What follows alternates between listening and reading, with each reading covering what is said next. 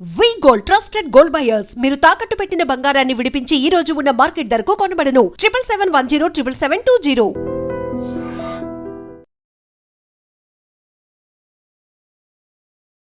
Welcome to iDream media.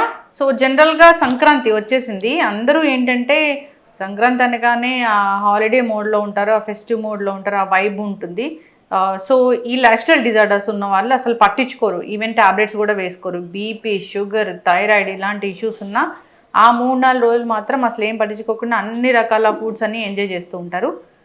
So అసలు వచ్చే complications ఏంటి, జాగ్రత్తలు ఏంటి, పూర్తి వివరాలు తెలుసుకుందాం. మనతో పాటు ప్రముఖ internal medicine specialist doctor Rajesh Ukkala గారు ఉన్నారు. డాక్టర్ గారు నమస్తే అండి. నమస్తే డాక్టర్ గారు, జనరల్గా సంక్రాంతి అంటే సంక్రాంతే, పండగ అంటే పండగ, ఎనీ పండగ ఈజ్ పండగ. ఇది డిస్కస్ చేస్తున్నానని కాకపోతే ఈ పండగ 4-5 రోజులు ఉంటుంది. పండగ మొత్తం 1-2 రోజులు ముందు వెళ్తారు, 2 రోజుల తర్వాత వస్తారు. హాలిడే వైబ్ ఉంటుంది, హాలిడే మూడ్ ఉంటుంది కాబట్టి వాళ్ళు ఫుల్గా ఎంజాయ్ చేస్తారు, తింటారు, తాగుతారు, అంతా ఉంటుంది. కాబట్టి జనరల్గా జాగ్రత్తలు అంటే ఏంటి, ఎటువంటి కాంప్లికేషన్స్తో వస్తున్న పేషెంట్స్ని మీరు చూస్తూ ఉన్నారు ఇన్నాళ్ళ నుంచి? సో బేసిక్లీ మీరు అన్నట్టు సంక్రాంతి టైంలో చాలా డీవియేషన్ అనేది ఉంటుంది. చాలా విధాలుగా ఈ లైఫ్ స్టైల్ డిజార్డర్స్ని ఎఫెక్ట్ అవ్వడం గమనించాం. ఫస్ట్ మనం సింపుల్ థింగ్స్ తీసుకుంటే, ఎస్పెషలీ మన ఏరియాలో కల్చర్ ఏంటంటే ఎక్కువసేపు మేలుకొని ఉండడం. సో నిద్ర అనేది డిస్టర్బ్ అయిపోతుంది. నంబర్ 1, లేట్గా లేయడం. సో ఇవన్నిటికీ విరుద్ధం అని నేను చెప్తాను. లైఫ్ స్టైల్లో ఇవన్నీ కరెక్ట్ కాదు అని. కానీ ఇది 1-2 రోజులు కాదు, కానీ ఈ 10 రోజులు ఎలాగ జరుగుతుంది. దాంతోపాటు అధికంగా తినడం ఉంటుంది. And high calorie, high oil ఉన్న ఫుడ్ తింటారు. అది నాన్ వెజ్ కావచ్చు, వెజ్ కావచ్చు, స్వీట్స్ కావచ్చు, వివిధ రకాలుగా క్యాలరీస్ అయితే లోపలికి వెళ్తున్నాయి. అండ్ మీరు అన్నట్టు మోస్ట్ కామన్గా మెడిసిన్స్ మిస్ అయిపోతుంది. ఆ హ్యాపీనెస్లో తీసుకురాలేదు, లేదు మర్చిపోయాము. సో ఇదంతా డిజాస్టర్కి దారితీయడం తప్ప ఇంకేం లేదు. అడిషనల్గా వ్యసనాలు. సో మనం ఆల్కహాల్ అనుకున్నాం, ఈ మధ్యకాలంలో డ్రగ్స్ గురించి మాట్లాడుతున్నారు. స్మోకింగ్, టెన్షన్, అక్కడ కోడి పందాలు పెట్టేసి డబ్బులు పెట్టేసి మానసికంగా ఒత్తిడికి గురవడం, దాని కారణంగా విపరీతమైన స్ట్రెస్, పర్టికులర్గా బ్రెయిన్ అండ్ హార్ట్ ఎఫెక్ట్ అవ్వడం, ఇవన్నీ కూడా గమనిస్తాం. సో ఇక్కడ ఏమవుతుందంటే వీటి కారణంగా okay, deviation of sugars, deviation of blood pressure వేరు, కానీ heart attack incidents, brain attack incidents పెరిగిపోతుంది. డెఫినెట్గా హయ్యర్ స్ట్రెస్లో ఉన్నప్పుడు ఇలాంటి పరిణామాలు దారి తీయడం కరెక్ట్గా చూస్తున్నాం. కాబట్టి ఆ ఎఫెక్ట్స్ ప్రజల్లో కనబడుతున్నాయి. ఒక బీపీ పేషెంట్ ఉన్నారు, బీపీ మందులు వాడుకోవాలా వద్దా? అంటే ఆల్కహాల్ తీసుకుంటారు, బీపీ మందులు వాడుకోవాలా వద్దా? సో ఐడియల్ సినారియో ఎప్పుడు కూడా ఆల్కహాల్ అనేది ఎప్పుడు కూడా సపోర్ట్ చేయం. ఈవెన్ ఒక డ్రాప్ ఆఫ్ ఆల్కహాల్ మంచిది కాదు బాడీకి. ఇది శాస్త్రపరంగా రుజువులు ఉన్నాయి. తర్వాత ఏ మెడిసిన్ ఎవరైతే పేషెంట్ ఉన్నారో వాళ్ళే చెక్ చేసుకోవచ్చు. ఈ మెడిసిన్ వాడినప్పుడు నేను ఆల్కహాల్ తాగొచ్చా అంటే లేదు, అది అక్కడ రాసి ఉంటుంది క్లియర్గా. అండ్ ఆల్కహాల్ ఇండిపెండెంట్గా బ్లడ్ ప్రెషర్ని పెంచుద్ది. మరి బ్లడ్ ప్రెషర్ తగ్గించడానికి విరుగుడు మందు వాడుతూ దాన్ని పెంచే విధంగా ఆల్కహాల్ తీసుకుంటే ఏమవుతుంది, ఆ మందు పనితత్వం తగ్గిపోద్ది. సో చాలా విధాలుగా ఇది కంపౌండ్ అయిపోయి మనకి అనర్థాలకి దారి తీయడం జరుగుద్ది. బీపీ పేషెంట్స్ ప్రత్యేకంగా జాగ్రత్తలు అంటే ఒక్కొక్క డిజార్డర్ గురించి మాట్లాడుకుందాము.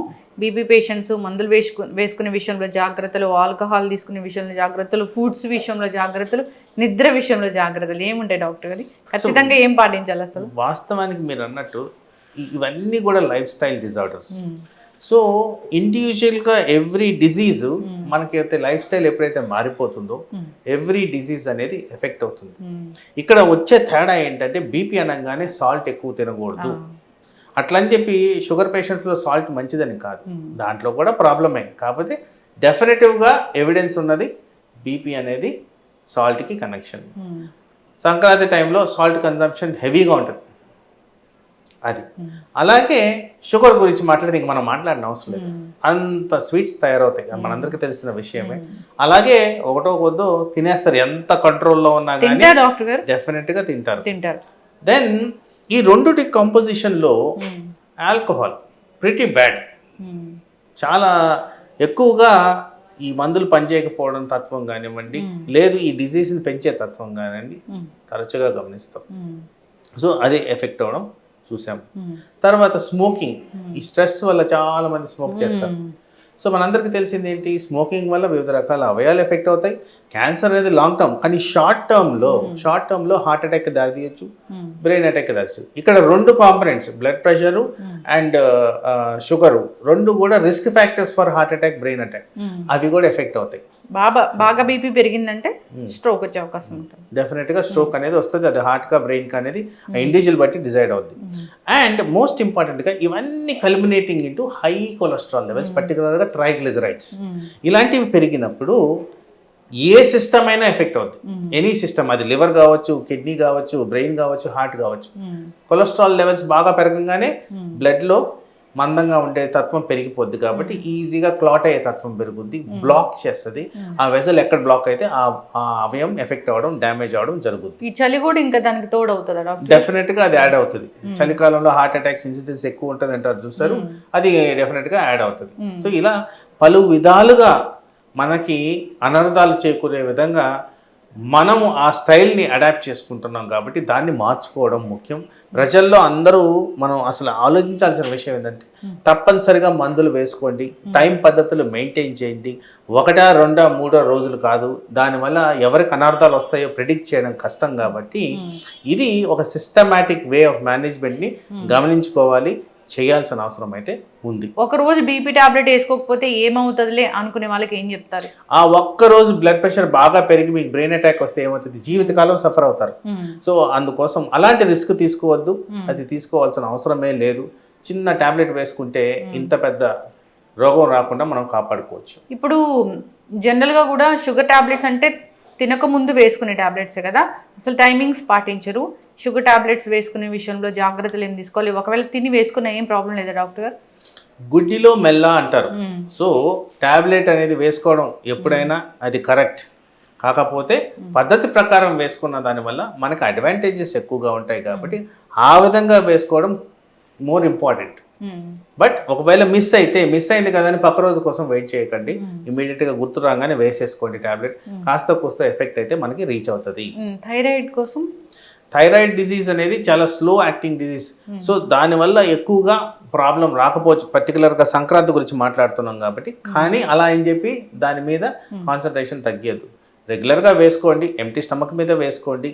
అది మామూలుగా ఐడియల్గా మార్నింగ్ 6 o'clock వేసుకోమని చెప్తాము, 1 గంట గ్యాప్ ఇవ్వండి. ఆ విధంగా వేసుకున్నందుకు మనకి ఇష్యూస్ ఏం పెద్దగా ఉండవు. కొంతమంది ఏమైనా ఒకవేళ సిమ్టమ్స్ కనిపించినా పట్టించుకోకుండా ఉంటారు. ఏ సిమ్టమ్స్ కనిపిస్తే వెంటనే డాక్టర్ దగ్గరికి వెళ్ళాల్సి ఉంటుంది? మోస్ట్ ఇంపార్టెంట్గా మనం మానిటర్ చేసుకోవాలి. ఈ టైంలో ఏంటంటే anxiety, excitement, lack of sleep ఇలాంటివన్నీ ఎక్కువగా ఉంటాయి, కాబట్టి చిన్నపాటు ప్రాబ్లం మన బాడీలో మనకు చెప్తూ ఉంటుంది అవేర్నెస్.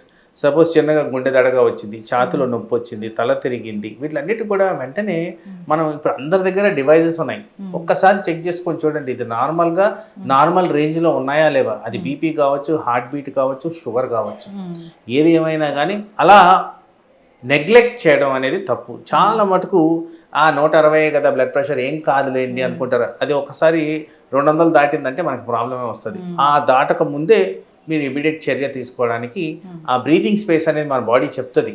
చెప్పినప్పుడు వెంటనే దానికి అటెన్షన్ పే చేయండి, వెళ్ళి హాస్పిటల్ అటెండ్ అవ్వండి, చెక్ చేయించుకోండి. నార్మల్ అని నిర్ధారించిన తర్వాత వచ్చి మళ్ళీ పార్టిసిపేట్ చేసుకోండి. బట్ నెగ్లెక్ట్ చేసిన దానివల్ల మాత్రం అనర్థాలకు గురవడం అనేది చాలా తరచుగా గమనిస్తున్నాం. ఇప్పుడు చాలా మంది గ్యాదర్ అవుతారు, ఉమెన్ ఉంటారు ఇంట్లో, సో అసలే పట్టించుకోరు తన గురించి. ఇప్పుడు 40 తర్వాత అందరికీ బీపీలు, షుగర్లు ఉంటున్నాయి, కాబట్టి ప్రత్యేకంగా మహిళలకి ఏం జాగ్రత్తలు చెప్తారు డాక్టర్ గారు? సో ఇక్కడ ఎగ్జామ్షన్ మహిళలు, పురుషులు అనేది కాకుండా ప్రతి ఒక్కరూ కూడా నేను చెప్పిన విధంగా మందులు వేసుకోవడం అనేది ముఖ్యం. అది ఎవరైనా అవ్వచ్చు.